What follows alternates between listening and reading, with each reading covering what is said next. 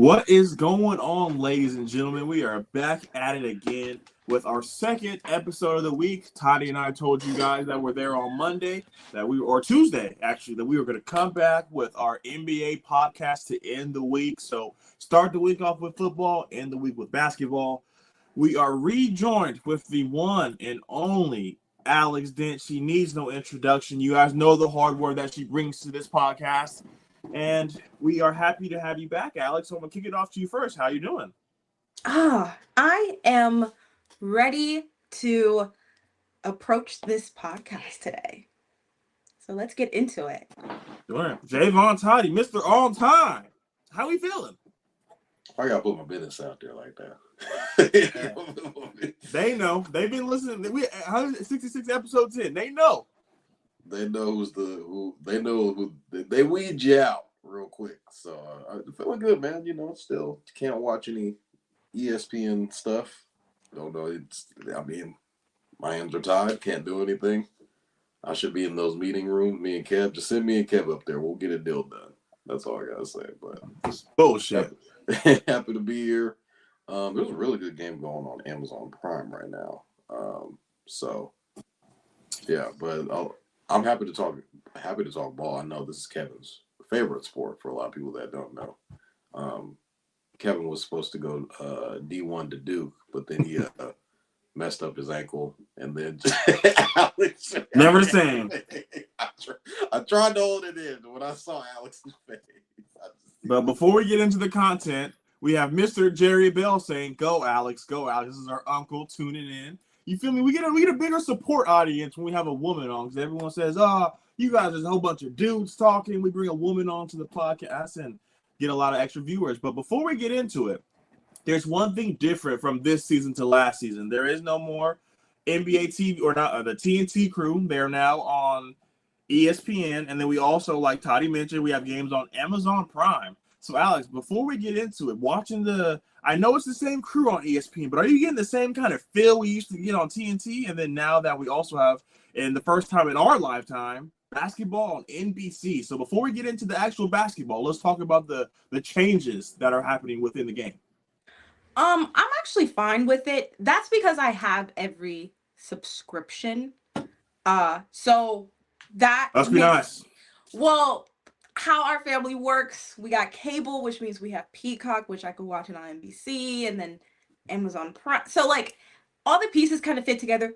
For me personally, I understand where everyone's coming at with everything's all over the place. What I don't like is how all of the NFL fans are like, not the NFL fans, but like NFL has all their games on other platforms as well.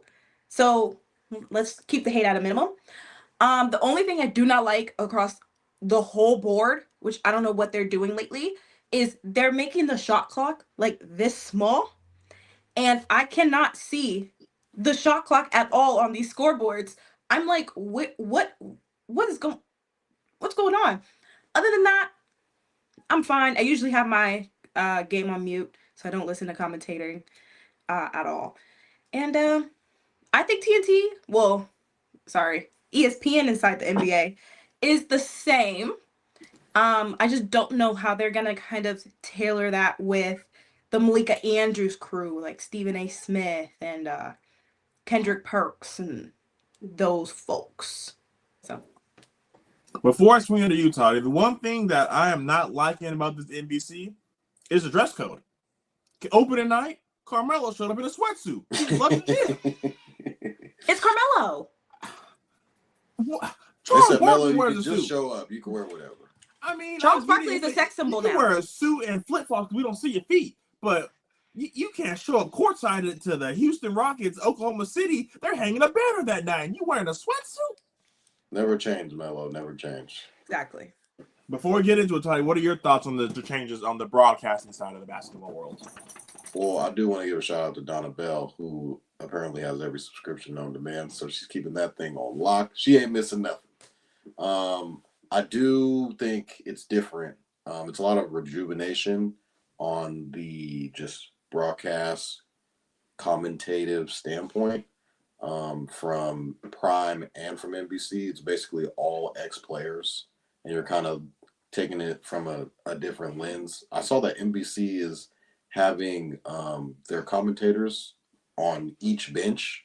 So there's one color commentator on one side of the court and one color commentator on the other side of the court with respective teams' bench. So they're able to see and kind of get a feel and hear everything that's going on from their side, from their perspective side of the bench. It kind of just, I think that's actually kind of cool and different. You can kind of see it from a different lens, basically. And I think the main person is calling the game from like center court. So both color commentators are like on the opposite sides, and they're like right next to the bench, which is actually pretty cool. I have not been able to see many games on ESPN due to the fact of the all roads lead back to this. So, well, Inside the NBA isn't on at the moment. They don't have a game until next week. They had like a 2.5 week break for some reason. So it was like the Malika Andrews crew. Are they foreshadowing something that maybe this is how long it's going to be? I find that very convenient that they are on a break right now because not everybody else is able to watch. But I think it's really cool. It's kind of refreshing to see new faces talk about the game because we've seen Kenny, Shaq, Ani, Chuck basically talk about it forever since I've been able to watch basketball for the most part. So bring some new faces in. It's pretty refreshing to see, and I think it's really cool to kind of see other players' perspective on the games that are going on, like today's stars and stuff like that. And we got to see Michael Jordan. Everybody was like, "Oh my God!" Everybody was like, "Oh my God, it's Michael Jordan." He's alive. I thought it was cool though, just to kind of get his perspective because he don't really be on camera like that and stuff like that. And obviously, we know that who Kevin's GOAT is, but I'd say a lot of other people that Michael Jordan is to other people and kind of get to see him do an interview style type sit down with Mike Tirico, who's also calling NBA games for NBC as well. I think that was pretty cool. But Kev, why doesn't Mike just come on the Mind the Game pod? They could just break down film together. Dude, that'd be when cool. I was told Michael Jordan was going to be a part of it, I thought it was like every night. This is what we're going to do. Same. Not no little 2-minute clip of like a 2-hour interview stretched over 82 They're games. They're going to drop them clips throughout the year. That's all y'all. That's just stupid to me. That's stupid. I'm sorry. Dude, nah. I know the eyes. You wanted to get the eyes back into it. But the one thing I'm going to talk about before I move on, this happened kind of maybe like a week before the season started. They announced they're going to put the NBA Finals logo back on the court. Masterpiece. I get nostalgia thinking about the old days, looking at the pictures and. Wait, do you know who's getting the NBA Finals? Is it NBC? Are they getting it, or is it? I think it's still ABC. I'm about to say they're not. Until ESPN's not giving that up.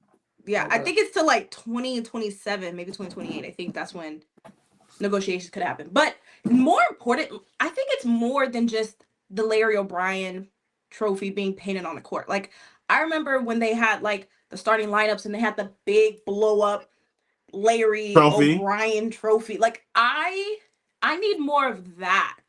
Like love it. I need more of like yes, the trophy in center court is nice, but like where's the they used to have like those like it used to be like projected on the screen or projected on the court, and it would be so nice.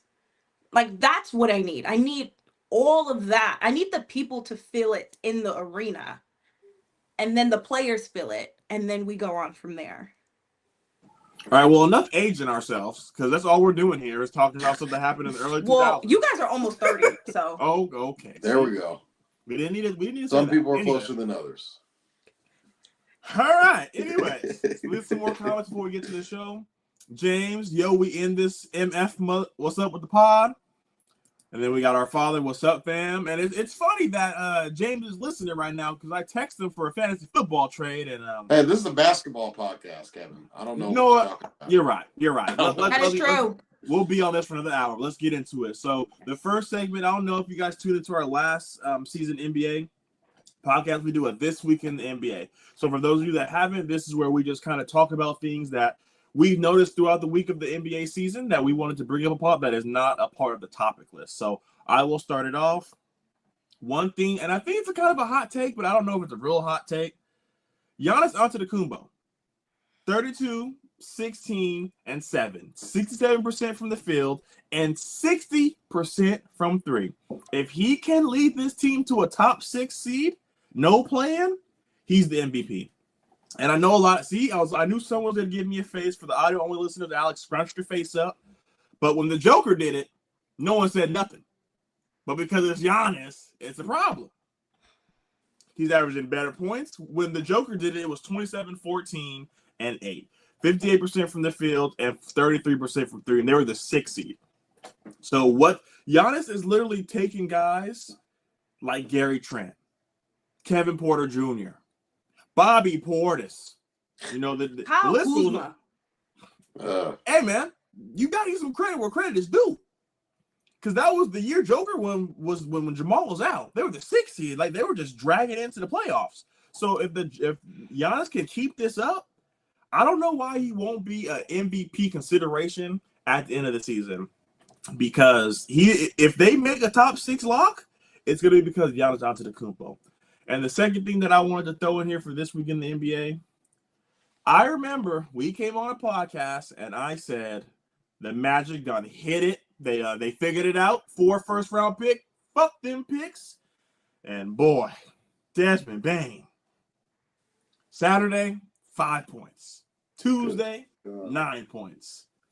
The Magic have lost to the Hawks twice, the Bulls, the Sixers, and the Pistons. They're the 11th seed in the East, and they sit at 3-5. And Alex, I know you have your own this week in the NBA, but I know that you were screaming from the rooftops. This is the Magic season. Paulo's going to get a ring, this and that. So before you go on your tangent, what do you have to say about the rough start so far for Orlando Magic? I never said they would get a ring. I said if they really want to get a shot to the finals, this is the year. It is wide open. They could get it done. It's a little shaky, but I'm going to stand 10 toes down. So something you didn't say. I think the Magic, before the season started, I thought they have a potential to at least make it to the conference finals. I truly believe that. So with that being said, they do suck. Banchero looks awful too, as well. He has a body shape that is like, not like Zion's, but like, if he lets go a little bit, it could be like Zion. But he's so athletic and his shot selections are just awful lately that I'm just like, he just needs to get into the flow. Because last year, probably around this time, he had like a 50 piece. He was going off and then he tore something and then he was out for a minute. So I know he could do it. I know Desmond Bane could do it. I know Wagner could do it. It's just trying to put these pieces back together. But I'm gonna stand on it. I'm gonna stand 10 toes down. I know they're really bad, but everyone hold tight. All right, Alex, what do you have for this week in the NBA? I have Desmond Bane on my fantasy team, by the way. Just stay firm. We shall win. Maybe. That's funny you bring up Giannis with Jokic, because Jokic won. He's won 4 MVPs? 3? 3. Like, he could have easily won since 2020. He could have 5 MVPs under his belt right now. So we're not even going to hold that to it. What has surprised me so far this week and really this whole season are the Bulls. I mean, what? I thought the Magic would be what the Bulls are right now. But Giddey is averaging almost a triple-double, 23, 10, and 9. That is insane. He's leading this team. They're 6-1. I know they either just finished up, so that might change, or that will change. But they are very surprising to me. And I'm really interested to see what they kind of do in this East, knowing that I'm not sold on the Knicks, and the Cavs kind of just collapse in the middle of their playoff runs. So, yeah. So, like, have at it, right? And another thing is Luka and his friends with the Lakers. Luka is balling. Luka's my MVP. nothing's stopping this man from getting MVP this year. I think it is basically his if they get 50 plus wins and he keeps going out the way he is. So not that surprising, but I thought that was a very impressive win over the Lakers because Luka honestly is making DeAndre Ayton look amazing. Dude, what? What are you talking about? He had like 23 and 10. Like DeAndre I Ayton. thought it was going to be. Come on, bro. And very side note, I don't like that honey color hair that he has. I thought he was bald the first time I saw the Lakers play. But anyway, that's neither here nor there. But yeah, Luka and the Lakers, man. Shout out to the Lakers for getting a franchise player for the next 10 years. That's basically cheating, bro. They just figure it out. They always figure it out. They always bring in a young superstar to carry him in on the next crazy, decade. Bro. Tiny, what do you have to finish up this week in the NBA segment? Also have the Chicago Bulls as well as one of the most surprising teams. To kind of go off Giddey's numbers in the last 3 games, he has 29, 15, and 12, 23, 11, and 12, 32, 10, and 9. These are like all-star numbers, and if Josh Giddey is able to, I think it's kind of, if you look at the trade, just go back to the trade of him for Caruso a couple of summers ago. A lot of people were like, Josh Giddey's this, Josh Giddey's that. I just think the fit with him and Shea doesn't really work out because Shea demands the ball a lot, and so does Josh Giddey. And in the playoffs, things start to slow down. And I think Josh Giddey was kind of being exposed a little bit because he wasn't really able to shoot that well. And people were kind of just leaving him on the island saying, go ahead, man, just take that shot. And obviously with the trade with Caruso, Caruso fits the Chicago, or he fits the OKC system more than he fits the Chicago Bulls system. So I feel like it was definitely a win-win. Obviously, Caruso got a championship out of it. But Josh Giddey now is thriving in this system with Billy Donovan, with the absence of Kobe White, who's usually their primary ball handler. So I think things will start to change a little bit more. I think Kobe White is back, or is about to be coming back pretty soon. And I do want to add Vucci Mane, Nikola Vucevic, hit the game winner the other night, corner 3, is also averaging 19 and 10. And he's been playing lights out. He's been another guy that's been in trade conversations the past pretty much every year. The trade deadline comes around, they're like, well, Nikola Vucevic, the Lakers are going to get him, or whatever contending team that needs a big, he's always in trade conversations. So good to see him been balling out of his mind. Just Chicago as a team, just in general, as Alex already mentioned. I don't think anyone really expected them to be one of those top teams. Now, can we take it a step further and say Chicago's going to make the playoffs? I don't think it's insane to say if they have another solid 10-game stretch, I think it's going to be pretty sketched in on where teams are going to be. And I feel like if Chicago keeps playing at the rate that they're at, they can definitely secure a top 5 seed. I mean, the East is kind of wide open. Is Michael Jordan playing again? It's Derrick Rose? So, I mean, I'm just looking at the East. Like, it's down right now. Like, the Knicks are kind of my Celtics are going to be probably going to top three. What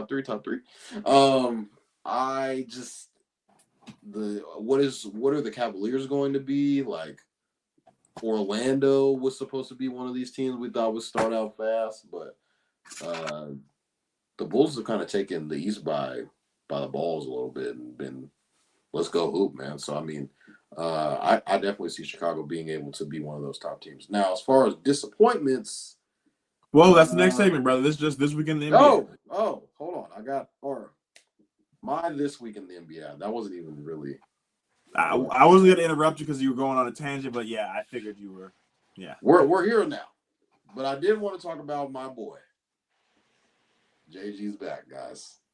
29 points last night. Jalen Green, Alex. I know it was against the Clippers. They didn't have James Harden. They didn't have Kawhi Leonard. But the boy's back. Playing with confidence. He shot 6 of 13 from 3 last night. 10 of 20 from the field. So 50%. was injured, so that he's got a little bit of wiggle to him, playing with confidence. I like that. I would like to see him play make a little bit better. I guess it's just his first game back, but I thought JG was phenomenal last night, and it could be a foreshadowing of what he can be for this later this year to come. Here we go again. Kevin, the Dents are shaking their heads at me for audio only listeners, but I'm on that JG hill, and I'm probably going to die on. I've argued with our old coach Fred in the DMs, going chit chat about Jalen Green in the playoffs last year after he had that 40-point game, or it was 38-point game. He was saying he's not going to do it again. I was like, you don't know ball, coach. And now they tread his ass. Yeah, we saw that. He went all the way left. But I'm just curious to see how the Suns will utilize him and kind of get him in with obviously Book and see how they can, be on the court at the same time together. So love JG, and just I'm excited to see him just in Phoenix. My other this week in the NBA is Knippel. In the absence of LaMelo Ball and Brandon Miller, who's been out pretty much since, he played like 1 or 2 games. 2 games. I'm hurt. What am I supposed to do? He has been averaging 14, basically 15 points, about 6 rebounds, and almost 3 assists. He's shooting 41% from 3. The past 2 games, stat line was 20 and 12.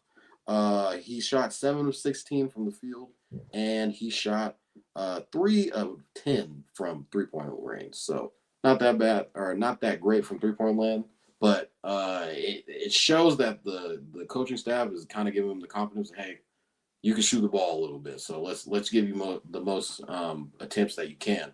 And then in their last win, which was against Utah, he shot 9 of 17 from the field, and he shot 4 of 9 from 3-point range, and he had 24 and 6, leading all scorers in that game for the Hornets. So I think when they get LaMelo, they have they have Brandon Miller, and Miles Bridges, when they pretty much have their opening night lineup team, I think they can contend for a play-in spot, because I think Charlotte is one of those.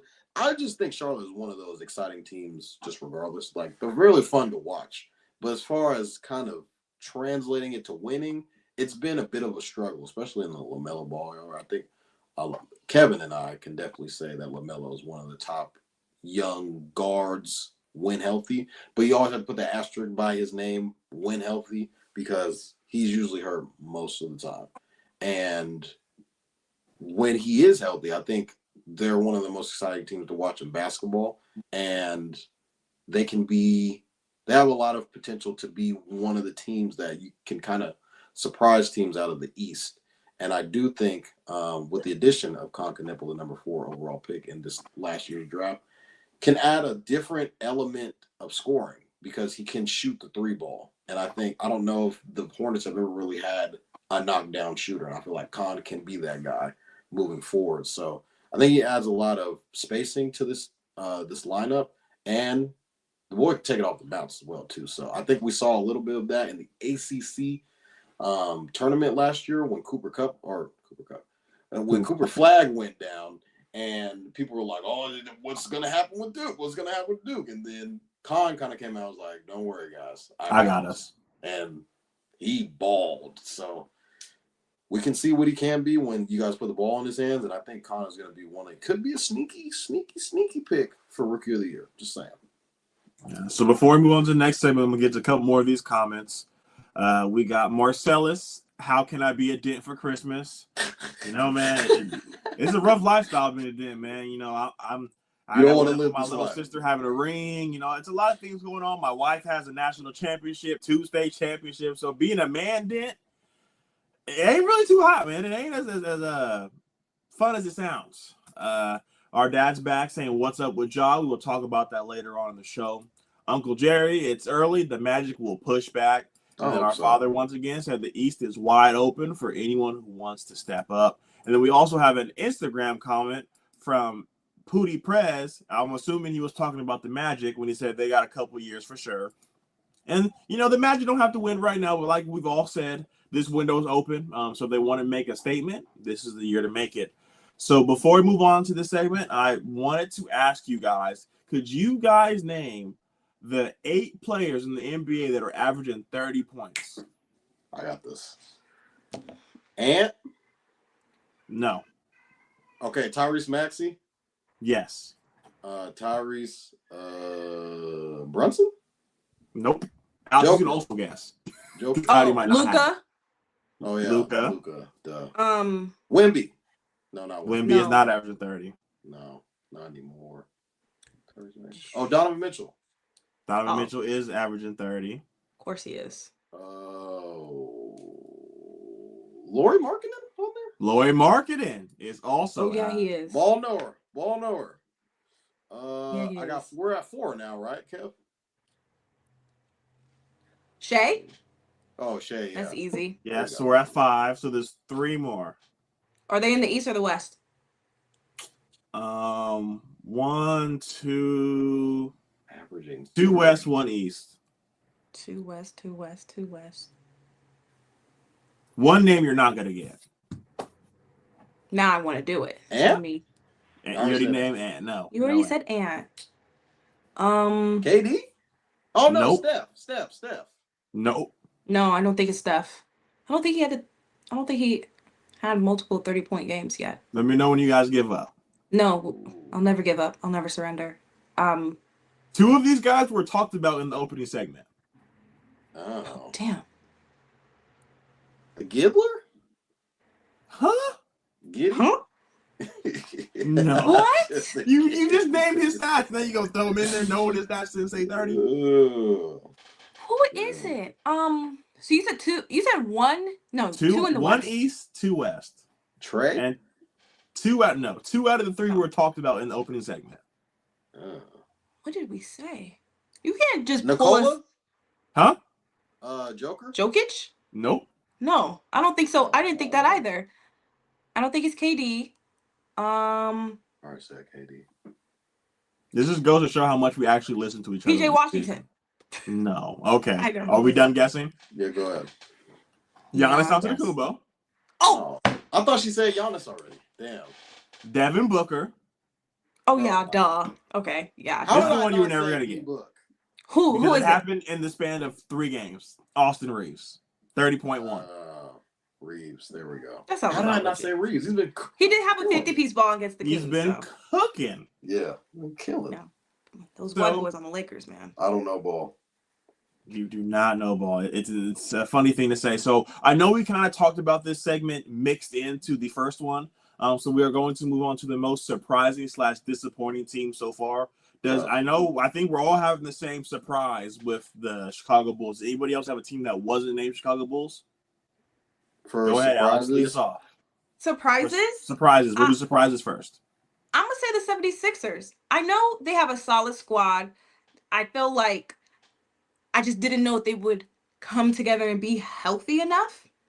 But so far, I've been seeing great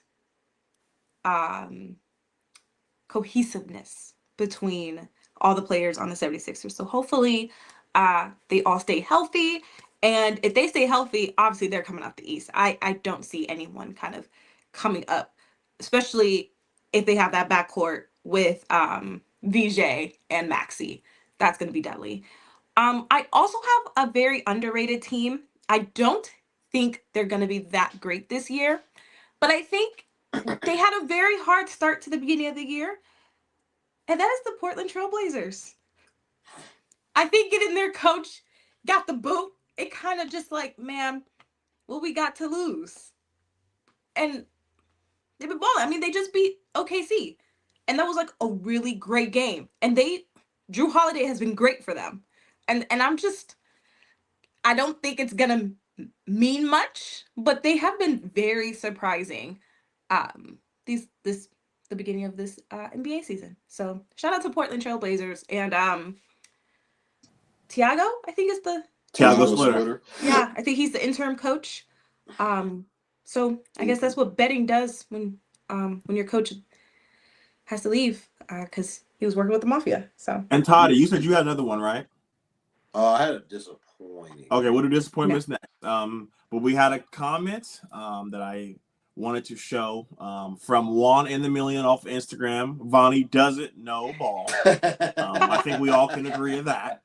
But one of my surprising teams, and I don't really know if it's a surprise because we saw them do this last year, but the Oklahoma City Thunder, when they have people go down, they don't miss a beat. Next man up. All NBA, all defensive team. Jalen Williams has been out. And a guy that doesn't even have a picture on StatMoose, Ja Mitchell, is balling. He's averaging 17, 4, and 3. We saw Chet Holmgren before he went down was putting up all-star numbers. And this year, 21, 9, 2, and 2, shooting 40% from the 3 and 56% from the field, all career highs. So when one of these guys goes down, the other one just steps up. We saw last year when Isaiah Hartenstein and Chet Holmgren were down, and Lou Dort and Jalen Williams were guarding the centers, and they didn't miss a beat. So this team is really believe themselves in the next man up mentality, and that's something I wanted to say. And before we move on to disappointments, we talked about the Chicago Bulls, but the one name that I'm surprised that wasn't brought up was Matas Butelis. His rookie year, he averaged 9, 4, and 1 in 18 minutes, and he only got to start 31 out of the 80 games. This season, in the 7 games that he started, 15 points, 5 rebounds, 1 assist. So he was drafted really high. You know, these G League Ignite guys have gotten a horrible rap because of Jalen Green. But, you know, maybe he can change it. So Matas Butel is playing this well, and them doing this without Kobe White goes to show a lot. And then also all career highs in points and rebounds for Amo Donsumo. I probably pronounced that wrong, but he's averaging 63. Dosumu is averaging a lot for them to really make this team whole. Once Kobe White comes back, this team's going to be very exciting. So, Toddy, disappointments. I'm going to throw it to you first. Who has been the most disappointing team so far? I do want to piggyback off Buzelis. He was, at one point in time, coming out of high school when his draft class was coming about. He was the number 1 player coming out of high school before he went to the G League Ignite. And then, obviously, all the things that transpired with the G League Ignite happened, I think affected his draft stock. But I do think this team will eventually be built around him when push comes to shove. I think Buzelis is going to be one of those ones for sure. As far as going back to the segment that we're talking about for disappointing teams, I have the New Orleans Pelicans. Zion hurt again. We're 8 games in, guys. Hammy. Same injury. That get him out of here, bro. Up. They were saying hamstring, and it's like, all right, he's going to be reevaluated in 7 to 10 days. Them 7 to 10 days going to come around. It's going to be like, not ready yet. Another 2 weeks.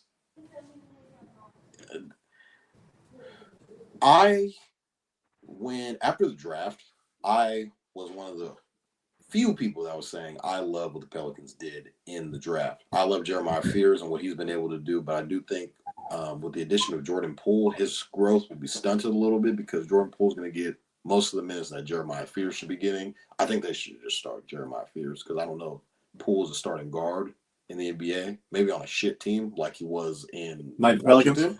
Yeah. So I mean now they're on a shit team now, but I just think if you draft a guy and Fears that high, he's probably should be starting eventually. I do know that DeJounte Murray is coming back from I think it was like a hand injury or something like that. Yeah. So he's still sidelined with that injury. Derek Queen, I think, has been playing well the last 2 games. Didn't really start the season out too well, but I don't know if you guys saw the interview they did in the locker room. And DeAndre Jordan was like, hey, stand up. You got to make him stand up. So I don't know if the Pelicans have really had a vet like that before, ever. If you kind of look at like, it's all like younger guys, but they're not really like the DeAndre Jordan because he's been in the league for, I remember Lob City DeAndre Jordan, so that just goes all the way back to that. But he's been around the block a little bit, been around, guys like Nikola Jokic and just been around the league, a former All-Star, so he'd be a great bet for a guy like Derek Queen. The Pelicans don't have first-round pick. going into next year's draft. As And of I was today, one if of they the would guys- have kept their picks, they would have had number 1 and 2. Because they had the and I was Pacers one of the pick guys and that their own. said, bump all that. They're going to ball. They're going to be good. They got Zion coming back. They got these 2 rookies coming in who I do think are really good, but how soon can they develop? Like, they need them to be good right now. And that was one of the things that Joe Dumars was kind of banking on, is those guys will kind of come in and just hit the ground running and start playing well. They're 2-6 right now. And I know we're not 10 games into the season yet, but this is, you might want to start hitting the red button in New Orleans right now, because So who do they have to trade? Zion. Yeah. But I mean, who wants Zion? Is he gonna play? It's like, hey, we get Zion can average 26, 8, and whatever. When he's on the court, he's an all-NBA player, but you got to get him on the court. Can we get him on the court, Kevin? I get it. We saw the playing game when he was going against Braun. He had a 40-piece. He was hooping and this, that, and he the got third. hurt. And he got hurt. We all know what Zion is, what he's been at Duke, obviously coming into the league. People were saying nobody has seen anything like his body type in the NBA. And people were like, well, there was Charles Barkley. I don't know if he was as tall, but that was like the main comment. Charles has always said I was fat, like in the NBA. And they were telling me that I needed to shed weight and eat right and do all this other stuff. I think Zion is just at the point of where he's content with the money. He's got his money. He's got his sneaker. He's got like a the Ben sneaker. Simmons. I'm good. Like, it is what it is. And All I I feel got to do is like- make weight to get paid. You I don't feel got to win like- games. I feel like with Zion, it just kind of, it is what it is. I want to see him play multiple games, but we're at the point to where it's like, is Zion's out? All right, this is just what our team. I don't know if you want to build your team around him. Yeah. They should have got rid of him. Now, last year. another thing could be is the organization. Maybe it's an organizational thing, and it's just maybe he doesn't They're have cursed. a training staff. It's just this, that, and the third. Maybe he needs a change of scenery. I don't know what it is, but we're beating a dead horse here. Yeah. Same conversation every year. Every year. Hey, well, Zion is. He's becoming Kawhi Leonard. No, he's Ben Simmons. At least Kawhi, like, He's done it. They put him on yeah, the cover he's of 2K performed after at the them, highest level. We 20 saw his games. potential. But So, bro, I mean, I don't know, man. The Pelicans, it's scary too. You're bad and you don't got your first round pick. It only gets worse. Yeah. But Alex, swing it to you next. Who are your most disappointing teams this far in the NBA season? yes, I'm gonna give it up to the Dallas Mavericks, who I think they played today, so I don't know if their record has changed. But last time I checked, they were 2-6 as well, maybe They were 3 and like 5. 2 and 6, yeah. They look bad. AD's down. Obviously, Kyrie. I think I heard They lost. something. They lost. Make that 2-7. To the Grizzlies. Yeah, and you know what? That's the thing too with the Mavericks. They've been losing to really bad teams too. I think they lost to the Pelicans. I think they lost to the Wizards. They lost to the Grizzlies, who are all not good teams right now. So it's just, to me, it's showing that it's dysfunctional over there. They don't know what's going on. I think they're banking on Kyrie coming back around Christmas, which is not going to happen, I think. Because I think, Kyrie's 34, 33? He's up there. Yes. He needs more time to rest and recuperate over that torn ACL. I don't know what's wrong with AD, but AD is always hurt. So that's nothing new. And Coop looks good, but he looks very uncomfortable. He's just all over the place. Yeah. And poor Clay. And literally looks like D'Angelo Russell's like going to run that team. But yeah, I'm just not. I mean, I thought since the Luka trade, I thought that was an awful trade for the Mavericks. And if their window was going to be last year and this year, you could watch that goodbye. Very humbly, I think. If they're banking on 2 injury-prone older players and an 18-year-old, that's just not a good fit. And then my other one is not really a team, but a player, but we could put the team in there. And that's LaMelo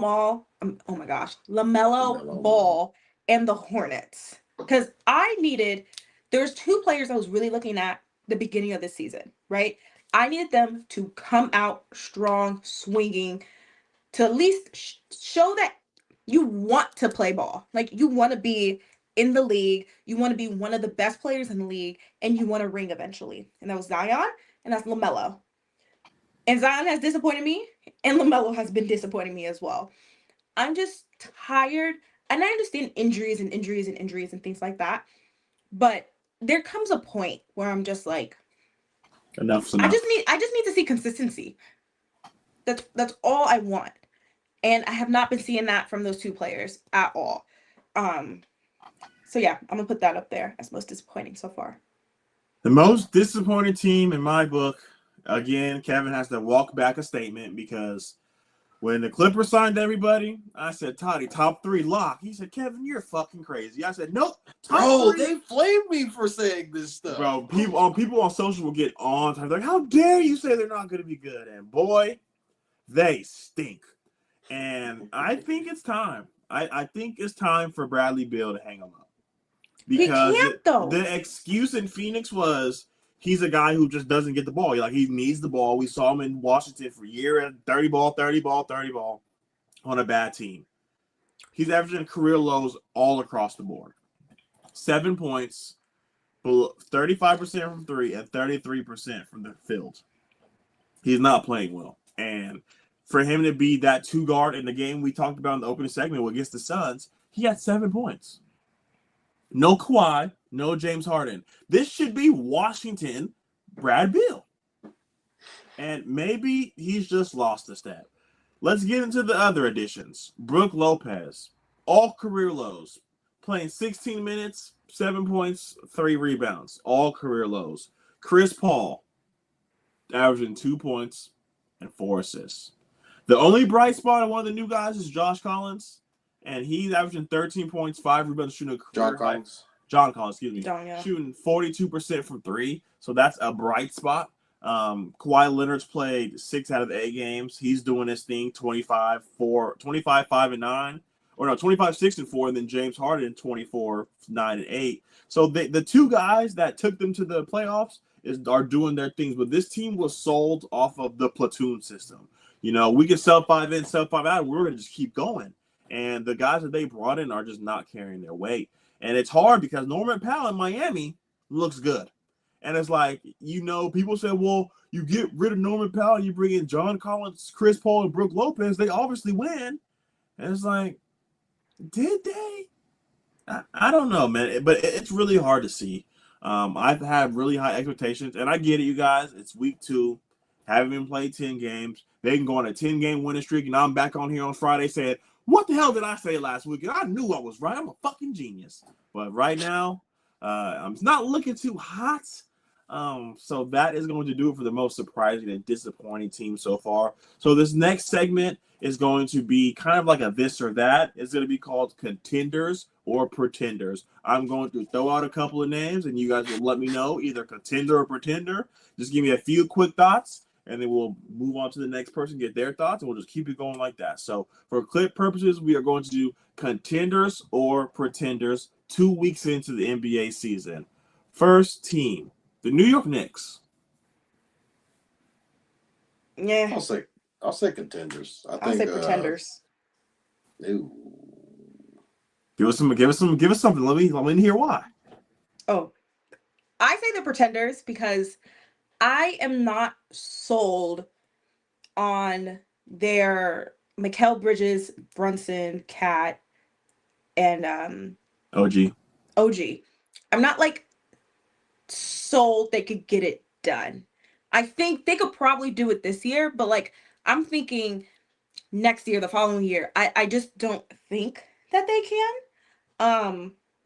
And if they can actually, because sometimes I feel like the Knicks play down to the other team's level. So if they play like a Bulls, they're like, we could beat the Bulls. And then they play down to the Bulls level. And before you know it, it's a game 7.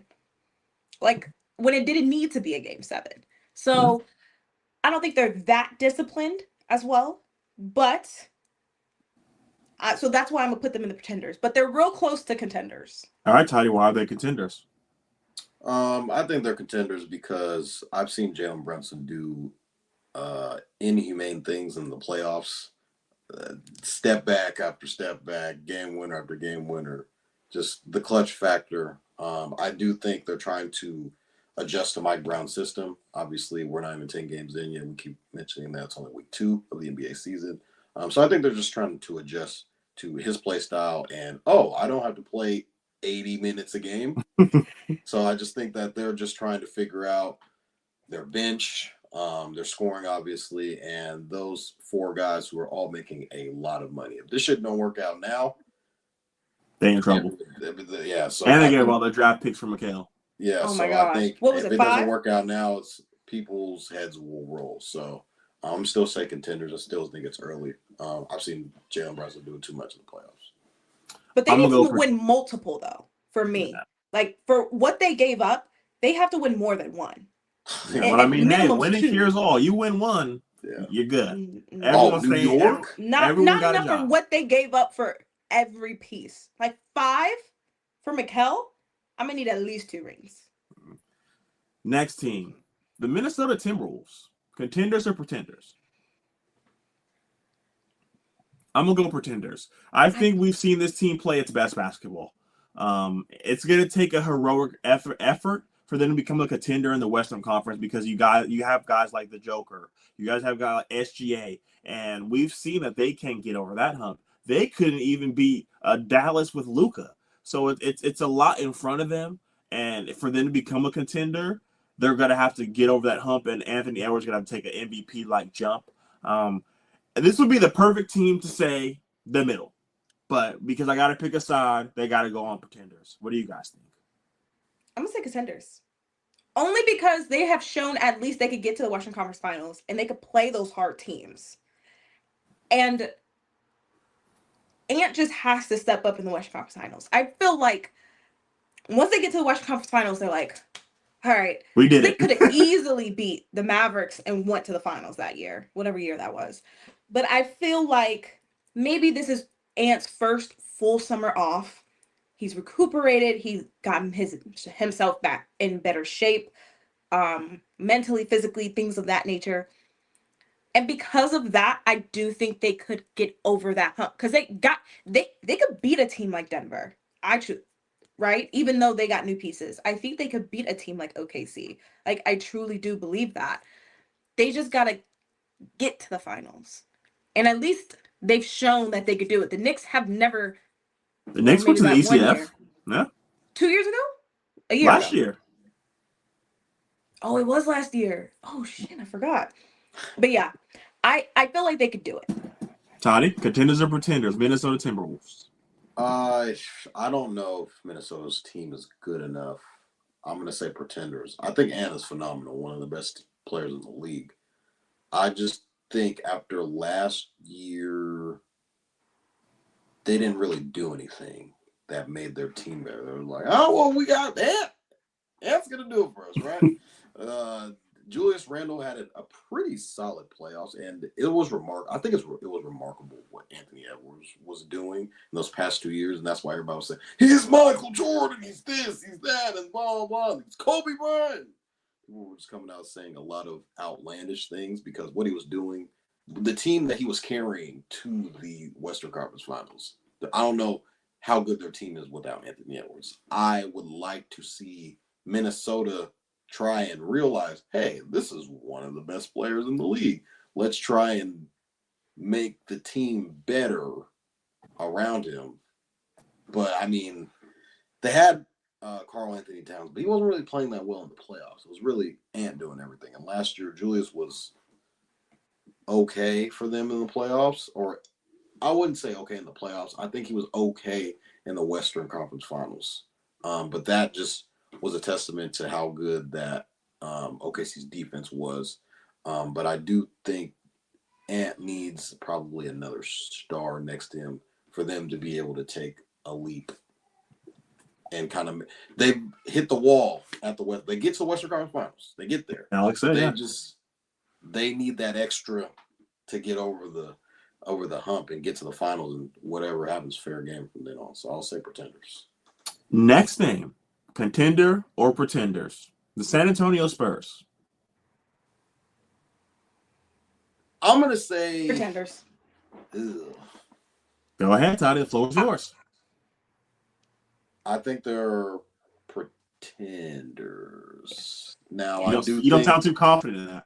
I think Wemby is taking the leap into that. I'm top 5. I'm one of the best players in the league. It doesn't matter who's in my way. I'm gonna do what I need to do. But I do think the West as a whole, OKC, Houston, there's Lakers, Minnesota. I mean, I just think their team was ass the last 2 years. And it's like, all right, we added and D Harp, who we'll talk about, and De'Aaron Fox is gonna make his debut tomorrow, I believe. Mm-hmm. We gotta see a little bit more. I get Wemby is entering the alien stage, and he's going to be one of the best players that we'll ever see when the time comes to it.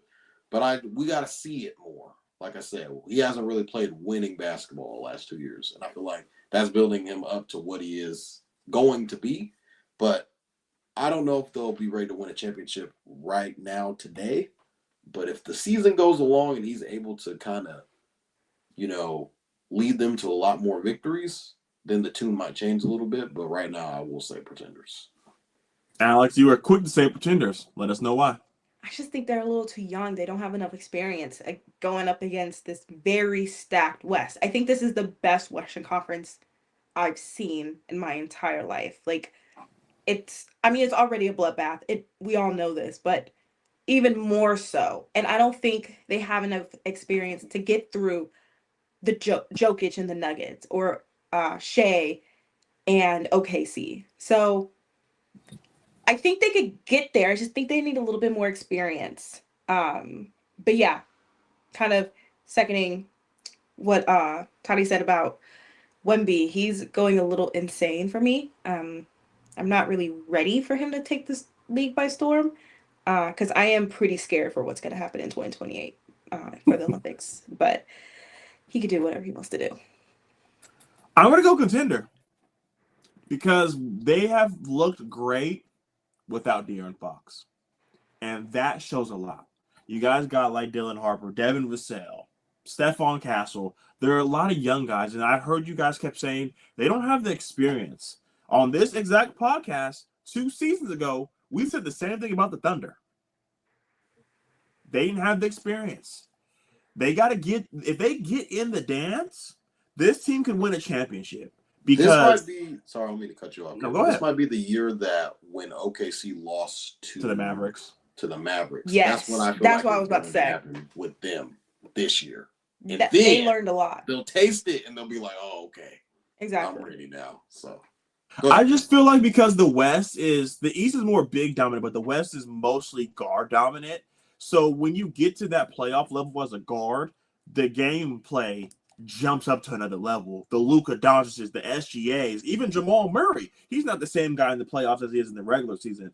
But as far as a big standpoint goes, there's not another big in the West like Victor Wembanyama. And the way he's playing, the big man has to come out there and guard him. They're playing lineups with your guys' old guy, Luke Cornett, and Twin Towers. I French think vanilla. That's what they call him. That's what they call him, French vanilla. Yeah. I think this team could be a contender. This is another team like the Timberwolves. Like if there was just like a middle period, like a middle ground, I felt all three of us would stand on the middle ground a lot more. But because we have to pick a side, I'm going to go contenders.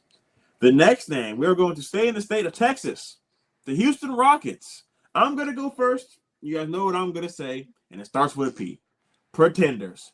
Kevin Durant ain't won a playoff series in a long time. Last time he won a playoff series, I was studying in school. He was this close. Just close. That close, but that close away. This team needs a point guard. Toddy and I were big on the Reed Shepherd jump, him coming in and really being able to play this role. But before Reed Shepherd went down, it was Fred VanVleet. We were really hoping that Fred VanVleet was going to be able to double down on his playoff experience and give this team what they needed. They have a man Thompson that's ready to go. They have Alfred Sengun who's ready to go, Jabari Smith. They have the guys. They have Kevin Durant. But I feel like when you don't have a point guard, we just talked about it, with the Timberwolves, the guard level steps up in the West. And if you're struggling in the regular season, I feel like you're going to struggle in the playoffs. So I'm going to go Pretenders. Alex, we know that's your favorite player. So go ahead and say that C word. Contenders. Kevin Durant is the greatest player of all time, in my opinion. And I think he could get the job done. I understand he was this close from going to the NBA Finals, but he literally dragged that team from the depths of the valley and to a phenomenal Bucks team that ended up eventually winning the championship. He was this close. He played almost every single minute and dragged that team to almost victory. And for that, that is a contender right there. I've been watching a little bit of the Rockets this year. Definitely point guard issues. I think Amen Thompson is definitely stepping up. I think that's going to be my candidate for MIP, probably. Sengun's looking crazy. What do you mean he has like hezzy behind the back? Little undisciplined with his shot selections and his passing. But I think as the season goes on, he's going to start noticing a little bit more openings and how to get the ball quicker to his teammates. However, contenders. There's no other answer for that. It's Kevin Durant. He will his team to victory. You talked about this team in the opening segment, so we have to get them next. The 76ers. Contenders. Go ahead and tell us. I am a huge Joel Embiid fan. I used to be a huge Ben Simmons fan. Obviously, that did not tune out. So I have a Phillies jersey that I just replaced the 5 with a 1, called it a year. I think if everyone is healthy, including Paul George, who I kind of forgot, like kind of written off, because the team has been really good without him, that if everyone is healthy, the West or the East being the way that it is, they could it's an easy sale. Easily could go by the Knicks, easily could go by the Cavs. They could get it done. They just have to be healthy. And I'm adding Joel Embiid. Paul George, but Joel Embiid can be healthy. This team is phenomenal. And I really like how they constructed the team.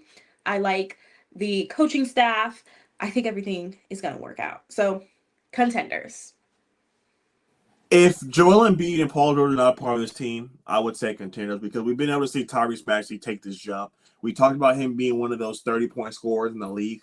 So we can see what he is. We see VJ Eshkom. We see what these guys are without these other ball-dominant players. So when these ball-dominant players come back, what does it look like? Does VJ Eshkom look the way he does when Jared McCain's on the court? There's still a lot of missing pieces that will play into this. So I'm gonna have to say pretender right now, but you never know what they could turn out to be. It depends on what they look like with Paul George and Joel Embiid. Can you ever agree with me? We haven't agreed once. You're right. Yeah, goodness. We'll agree on this. We'll agree on this next one. So Toddy, scoot up a little bit more. Yeah, there we go. So the last team for contenders or pretenders, all roads lead back to the Bay. The Golden State Warriors. Contenders. Go ahead. Contenders. It's Steph Curry. Same thing with the Rockets with KD. Same thing with Luka and the Lakers and Shea with OKC. Like, if you have that type of player on your team, I cannot count out the Warriors. I just can't. I can't count out Steph Curry. He could have 7 points at halftime, and then by the end of the game, he could have 47. So, and he could get hit the last 4 3-pointers to take the lead in the fourth quarter. The first lead ever in the fourth quarter. And then that's it. Wrap it up. So, Toddy, yeah, contenders or pretenders? Golden State Warriors. I will agree with Alex. Thank you. It is Stephen Curry. I think that he is just one of those guys that if you get him in a series, I mean, we even saw last year in the playoffs when Steph Curry went out with injury, the series was pretty much over after that. And so we were just like, all right, Steph's coming back, right? Well, if they get to game 6, if they get to game 7, and things like of that nature. And I think Jimmy Butler, too, when he's in a playoff setting, he's usually takes it up a notch. I mean, we've all seen what playoff Jimmy was in Miami. Obviously, the meme of him just hunched over because he's been doing everything is a testament of what he can be during a playoff setting. And I do think when you add the element of Steph Curry on that same team as well, I do think the Warriors can be dangerous come playoff time. I don't know if anybody wants to play the Warriors. That experience. They might not be a top 3 seed. They might be like a 5-6 maybe. Like a And 6. we'll see. People will be like, "Oh, the Warriors." I mean, even last year when it was a 2-7 matchup with Houston, and I was one of those guys that I thought Houston would win. Experience matters. You're playing against one of the best point guards in the history. I don't know if anybody would want to be matched up against the Warriors during a first round setting. I can't even remember the last time the Warriors lost in the first round of a playoff series. I think it probably was when Mark Jackson was the coach and they had lost to Denver the year before that year, and then Mark Jackson got fired. They hired Steve Kerr. I think the rest was history. So Kev could probably look that up. Last time that Steph Curry lost probably to like the first round. Spurs. It was probably a long time. Not sometimes they lost to the Clippers too. I remember those games back those then. were those. I think it was that was around the same time. I think when Mark Jackson was still the coach. Mm-hmm. Yeah, he was. So Alex, you said we never agree, and now we agree. You guys said it all. A full season of Jimmy Butler, Steph Curry. You can't count them out. So they have to be a contender. They're never going to fall into this pretenders category. So we have 2 more segments, and we'll be getting out of here for episode 166 of Stats Over Politics. We have 2 recurring segments. We have a factor cap and a this or that. So if you guys read the title of this episode, it says, "Should the Grizzlies trade Ja Morant?" Fact or cap, Toddy? The Grizzlies should trade Ja Morant. I think this is a fact. I think Ja Morant. It's so crazy how, like, when the season started, you were like, the Grizzlies would be one of those teams coming out of the West. Ja's back. This is on the third. But something along the way between the start of the season and now was probably said. A meeting was had. Something happened. I don't know what it was. Whether it was front office or it probably was something during the coaching staff, because every time something happens, they ask the media, and Ja always responds, "Ask the coaching staff." So maybe this whole spiel with, and I don't even, Jaren Jackson Jr. is not playing as well too, so that doesn't help them at all. And you kind of just see it in the games.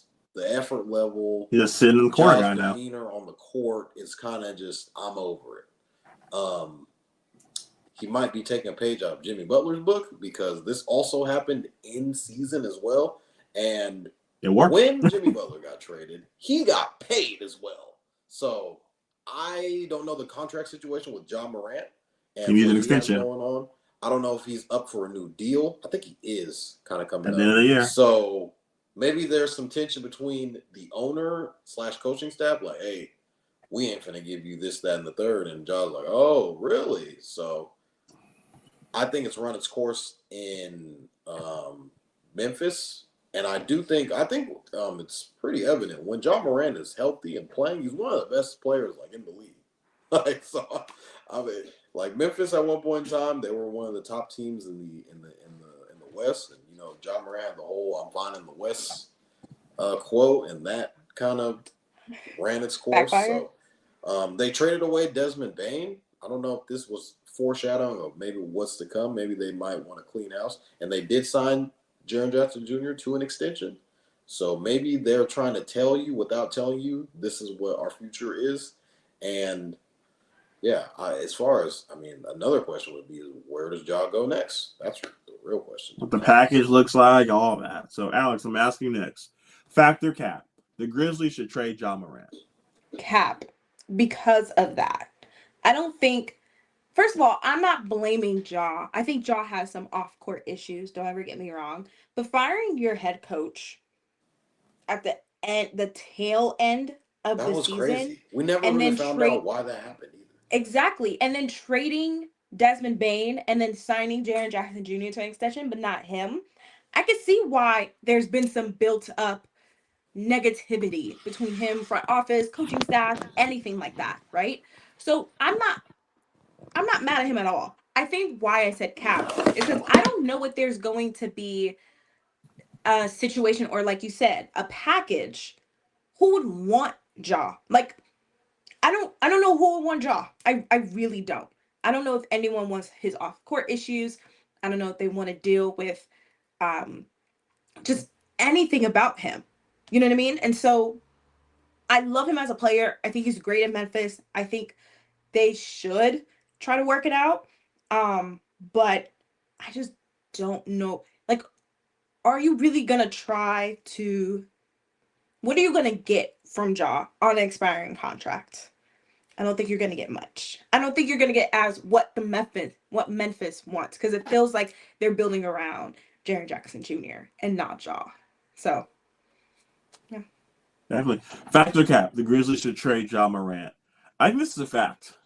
Even with the Ja Morant, you have the concerns of the health. We've seen every year his numbers have gone down. First year 18, second year 19. Then he took a 27, 26 leap, 25, 23, 23, and then this year 20. Like Alex mentioned, with Taylor Jenkins being fired, I think this team just hit its cap. You know, they were the second seed in the West. They were right there. They took the play in, and then they went to the second seed, and they were right there every year for 2 years in a row. They were second seed in the West, so they were right there. But I think this team hit their peak. And I was telling Tony the other day, the Oklahoma City Thunder ruined the way people look at trades because they believe that every pick is going to be Jalen Williams, Josh Giddey, Chet Holmgren. Like, it works out a lot. There's a lot of guys that they draft that don't work, but you think of the better side of the coin. So if you traded Ja Morant, you already traded Desmond Bane and got 5 first-round picks. So at this point, we're not a contender. We are trying to accumulate as many picks as we can. As many times as we can throw this dart at the board at draft picks and see if they hit. You trade Ja, you get a handful of picks, some younger guys, and then if you trade Ja Morant, Jaren Jackson Jr. is right out the door because they're not going to be good. Why is he going to want to stay there? So trading Ja Morant, trading Desmond Bane, trading Jaren Jackson Jr. means that we are a full tank and we are going to accumulate as many picks as we can because one of the picks that they got from the Magic is the Suns pick. So if the Suns don't turn out to be anything, you got their pick and the Suns pick. So that's 2 top 10 picks. It's like, what are we holding on to these players for? We're going to want to develop these next generation of guys that come in. So from a franchise standpoint, I think it's best to trade Ja Morant while he still has value because we talked about guys like Zion Williamson. We're like, what do you even get for a Zion? Ja Morant, when healthy, he's becoming a Zion Williamson, a Kawhi Leonard way. You can't talk about them without putting the insert at the end of the sentence saying when healthy. Ja Morant's still young enough to figure it out. She's got to sell tickets. So for the best point from the standard, you bring in a new coach without really concerning or talking to Ja Morant, you sign his wingmate, but you don't sign him. I think the writing's on the wall. Even Kevin Durant told his dad, like, your son don't want to be here. Enjoy your last weekend. Like, everyone's thinking, like, they're going to get rid of him. So I'm going to say this is a fact. They will end up trading Ja Morant. Where they send him to and what they get will really define what they're looking for as a franchise. They just get picks. Like I said, the tank marathon is on. Jalen Wells, Zach Edey, and the guy from Washington State are just going to get up all the shots, and they're going to figure it out. So we were waiting for Toddy to get back because this segment right here is going to hit home. And for those of you that watch the NFL episodes, follow us on Instagram, we posted a top 5 team list, and Toddy said, Kevin, #Homer, because I had the Eagles up there. So I am interested to see how much Toddy's #Homer is going to bleed through this segment. So we have, let me find it. We have a this or that Amen Thompson edition. Toddy has been screaming from the rooftops that Amen Thompson is the next guy up. So let's see where he ranks against these next guys. First name up, Austin Reeves. Austin Reeves. Give me Austin Reeves. Austin Reeves. Okay. Next name, Scotty Barnes. Amen. Yeah. I'm going to go Amen Thompson as well. We've seen what he's been able to do in this jump that he's had this year. Next name, Ja Morant. Ooh. Ja. I'll say Ja. I'm gonna go Ja Morant as well. Next name, we have LaMelo Ball. Damn. Amen. Amen. My bad. Ugh. I'm a LaMelo Ball guy. I'm gonna go LaMelo. I'm gonna go LaMelo Ball as well. I know, Alex. I know. He's like Ja. You gotta put win healthy at the end, but LaMelo Ball is a baller. Next name, Josh Giddey.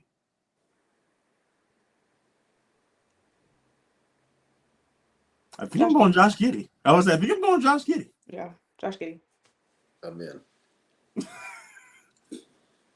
Next the name. Gambler's been hooping though. Next name, Stephon Castle. Ooh. Were they in the same draft? No, no, a year apart. No. Yeah, the Probably year Thompson. Year 2 years ago. I'm gonna say I'm in, but Castle's a freaking dog. I'm gonna go Stephon Castle. Stephon Castle's different. I get it. So is a man. But Stephon Castle has a man has the better overall game. Castle's but Stephon older. Castle Amin is younger, came in so the door and kicked that door in and said, "I'm here." So I'm gonna go Stephon Castle. Next name, Jamal Murray. Jamal Murray. He's a closer in the playoffs, champion. Yeah, come on, bro. Hey, Jamal Murray. Last name, Cam Thomas. Amin Thompson. Wait, Cam Thomas. For the Nets. Oh, the baller? No, Cam Thompson. Yeah, I'm going Cam Thompson as well. I get it, Toddy. I know he's a bucket. Coming. He's a bucket. Hey, Cam don't play. Shout out to the Nets. Nets got nothing going for him. Toddy is sick for us. And before we get out of here, Toddy doesn't know ball. So that is going to do it for episode 166 of Stats Are Politics. Thank you guys so much for joining us on this Friday. We will see you guys right back up for Monday, and then we'll see you for that Friday following. So, Alex, thank you so much for coming on. We will see you next Friday. Please tune into our Monday episodes following the Eagles' whoop down on the Green Bay Packers. Is Kevin going to be able to watch the game? I'm going to a bar. I'm watching the game. I'm not watching on TikTok Live. TikTok Live is delayed. I can't do that to myself. But this is episode 166 of Stats Are Politics. Kevin Dent, Alex Dent, and Jaevon Toddy. Please continue us to follow us on all of our social medias. We are growing. We want to give you guys the content that you guys are asking for. So please continue to support us, and we will see you guys next Monday. Deuces.